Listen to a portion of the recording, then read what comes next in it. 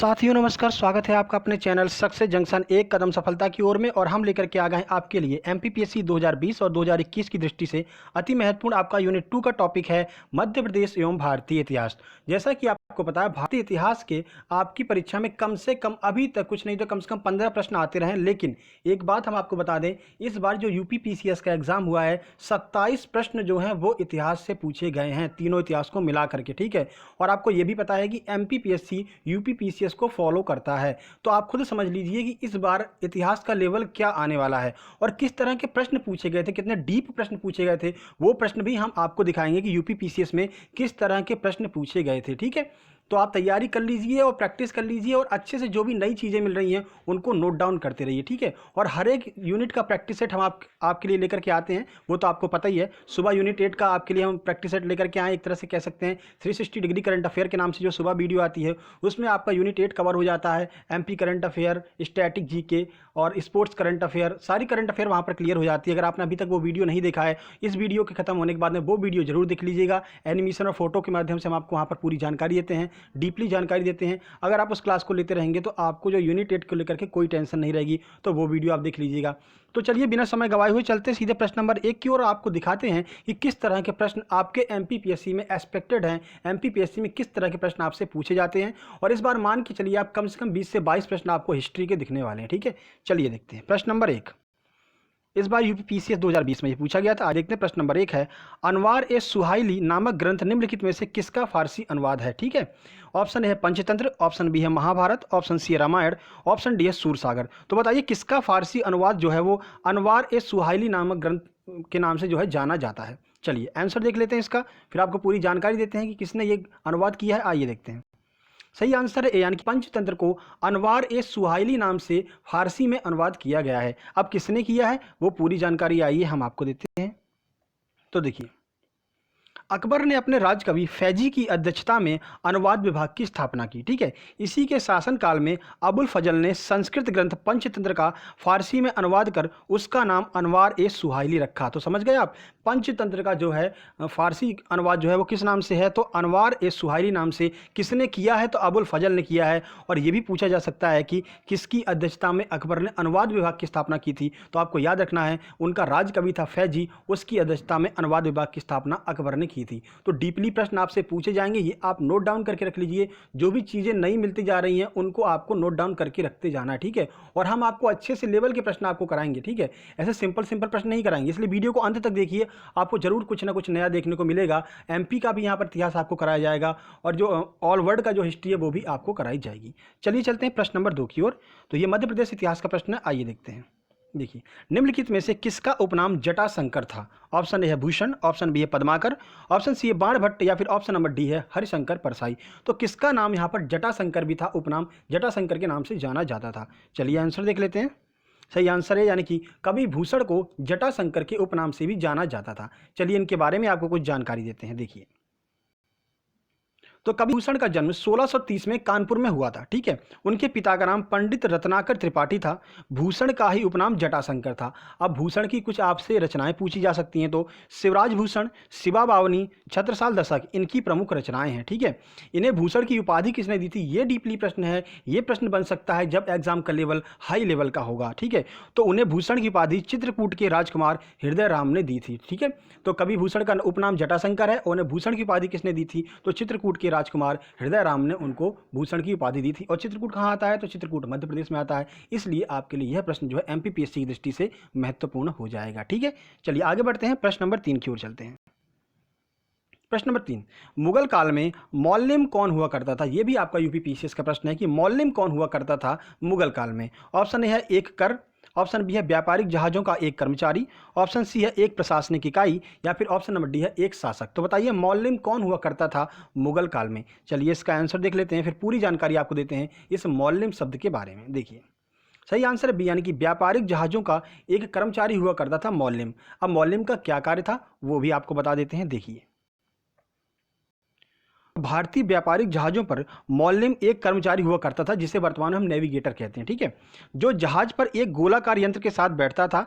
इस यंत्र की सहायता से वह तारों तथा सूर्य की स्थिति का पता लगाता था। इससे वह अपने जहाज की सही स्थिति होने का पता लगाता था। तो कुल मिलाकर के एक तरह से नेविगेटर का कार्य करता था। वो एक यंत्र लेकर के जहाज के सबसे ऊपर बैठा करता था और ये पता लगाता था कि सूर्य और पृथ्वी मतलब किस एंगल पर है। ये जो सारी चीज़ आपकी कंपास वगैरह करते हैं, वही एक तरह का यंत्र लेकर के वो ऊपर बैठा करता था, ठीक है। तो मौलिम समझ में आ गया, मौलिम एक तरह का नेविगेटर था, ठीक है। तो ये ऐसे ही प्रश्न हम आपको कराएंगे और हर एक यूनिट के आपको नए प्रश्न देखने को मिलेंगे, चाहे वो पॉलिटी हो, चाहे वो हिस्ट्री हो, चाहे वो एमपीजी के हो। हर एक यूनिट के आपको बेहतरीन से बेहतरीन प्रश्न यहाँ पर देखने को मिलेंगे जो आपको और मजबूती प्रदान करेंगे, आपको आपके कदमों को सिलेक्शन की ओर बढ़ाएंगे। इसलिए आपको प्रैक्टिस करते रहना, प्रैक्टिस से बिल्कुल नहीं चूकना है। जितना भी मौका मिले प्रैक्टिस कीजिए और करंट अफेयर वाली वीडियो जरूर देखिए जो सुबह 360 डिग्री के नाम से आती है। वहां पर हम आपको बिल्कुल डीपली पूरी जानकारी देते हैं, ठीक है। चलिए प्रश्न नंबर 4 की ओर चलते हैं। प्रश्न नंबर 4, प्लासी का युद्ध किस वर्ष लड़ा गया था? ऑप्शन ए है 1761, ऑप्शन बी है 1757, ऑप्शन सी है 1760 या फिर ऑप्शन नंबर डी है 1767। तो बताइए प्लासी का युद्ध किस वर्ष लड़ा गया था? चलिए आपने आंसर लगा लिया होगा। चलिए देखते हैं क्या आंसर आपका सही है या गलत है। सही आंसर है बी, यानी कि 1757 में प्लासी का युद्ध लड़ा गया था। और आपको हमने ये बार बार बताया है कि आपको 1 से लेकर के 10 नंबर तक नंबर डाल लेने हैं। प्रत्येक सही उत्तर के लिए आपको 1 नंबर देना है, गलत उत्तर के लिए 0 नंबर देना है और लास्ट में आपको कमेंट बॉक्स में कमेंट करना है कि आपके कितने नंबर आए, ठीक है। देखिए प्लासी के युद्ध के बारे में बता देते हैं आपको। देखिए प्लासी का युद्ध 23 जून 1757 में पश्चिम बंगाल राज्य के नदिया जिले में भागीरथी नदी के किनारे हुआ था। तो एक प्रश्न यहाँ से पुटअप होगा कि प्लासी का युद्ध किस नदी के किनारे हुआ था? तो याद रखना है आपको, भागीरथी के किनारे प्लासी का युद्ध हुआ था, ठीक है। देखिए इसमें अंग्रेजों का नेतृत्व रॉबर्ट क्लाइव कर रहा था जिसने बंगाल के नवाब सिराजुद्दौला को पराजित किया।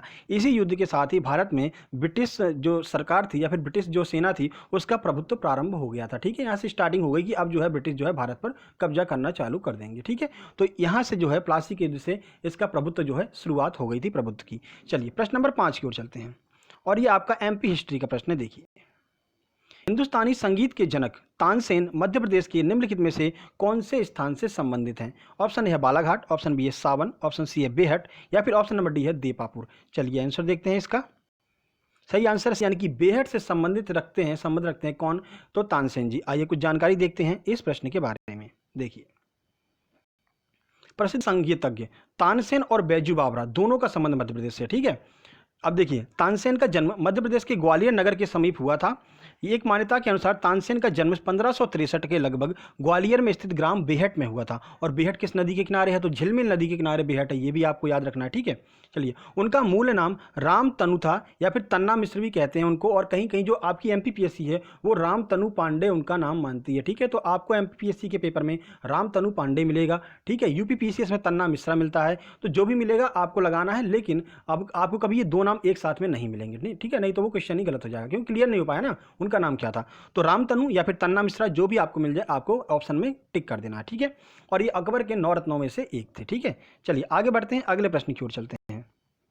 प्रश्न नंबर 6, अंग्रेजी भारतीय सेना में चर्बी वाले कारतूसों से चलने वाली एनफील्ड राइफल कब शामिल की गई थी? बड़े गौर से आपको इस प्रश्न को पढ़ना है। यहाँ पर क्रांति के बारे में नहीं पूछा जा रहा है, आपसे पूछा जा रहा है कि जो एनफील्ड राइफल थी चर्बी वाले कारतूसों से चलने वाली, वो भारतीय सेना में कब शामिल की गई थी?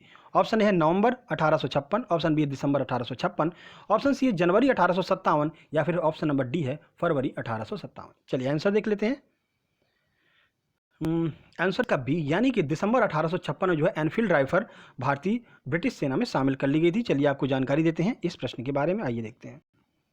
तो देखिए दिसंबर 1856 में सरकार ने पुराने लोहे वाली बंदूक ब्राउन बेस के स्थान पर नवीन एनफील्ड राइफल का प्रयोग प्रारंभ कर दिया था। तो इससे पहले कौन सी बंदूक यूज की जाती थी? तो ब्राउन बेस बंदूक का यूज किया जाता था दिसंबर 1856 से पहले, ठीक है। इस नई राइफल में कारतूस के ऊपरी भाग को मुंह से काटना पड़ता था।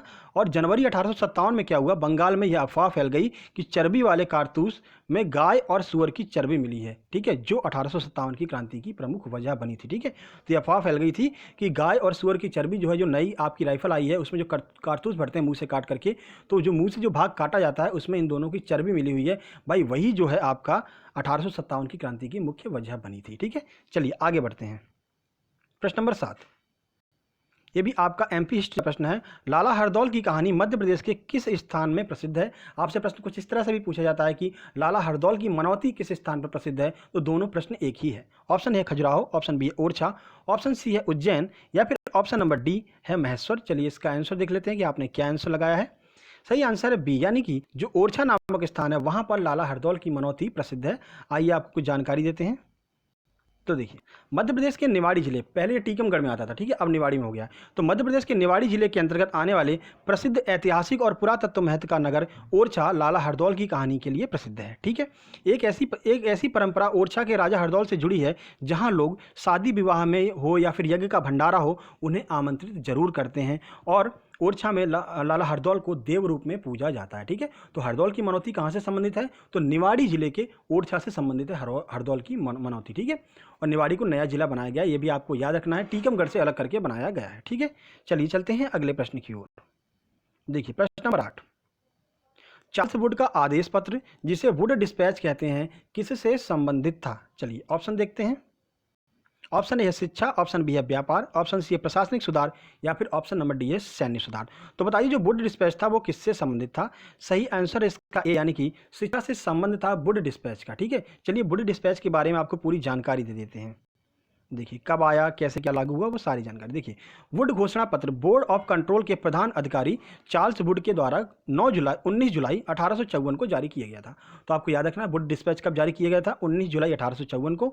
जो बोर्ड ऑफ कंट्रोल के जो प्रधान थे उनका नाम था चार्ल्स वुड, उनके द्वारा जारी किया गया था। इस घोषणा पत्र में भारतीय शिक्षा पर एक व्यापक योजना प्रस्तुत की गई थी, जिसे वुड डिस्पैच कहा गया। ठीक है, शिक्षा के बारे में भी अंग्रेज सोच रहे थे अब भारतीय शिक्षा के बारे में। ठीक है, इसी घोषणा पत्र को भारतीय शिक्षा का मैग्ना कार्टा भी कहा जाता है। तो नया फैक्ट जहां पर भी आपको मिले आपको नोट डाउन कर लेना है। आपसे पूछा जाएगा कि भारतीय शिक्षा का मैग्ना कार्टा किसे कहा जाता है, तो वुड डिस्पैच को भारतीय शिक्षा का मैग्ना कार्टा कहा जाता है। कब आया था? 19 जुलाई 1854 को आया था। कौन लेकर के आया था? तो जो बोर्ड ऑफ कंट्रोल के प्रधान थे चार्ल्स वुड, उनके द्वारा ये लाया गया था। ठीक है, और भारतीय शिक्षा से संबंधित था। चलिए अगले प्रश्न की ओर चलते हैं। प्रश्न नंबर 9, बहिष्कृत भारत पत्रिका किससे संबंधित है? ऑप्शन है आत्माराम पांडुरंग, ऑप्शन बी है ज्योतिबा फुले, ऑप्शन सी है बाल गंगाधर तिलक, या फिर ऑप्शन नंबर डी है BR अम्बेडकर। तो बताइए बहिष्कृत भारत पत्रिका किससे संबंधित है? एनटीपीसी में 5 से 6 बार यह प्रश्न पूछा गया है, इसलिए आपके लिए बहुत ज्यादा महत्वपूर्ण है। चलिए देखते हैं आंसर। सही आंसर है डी, यानी कि BR अम्बेडकर, डॉक्टर भीमराव अम्बेडकर से संबंधित है बहिष्कृत भारत पत्रिका। अब ये कब चालू की गई, कैसे चालू की गई, वो सारी जानकारी आइए हम आपको देते हैं।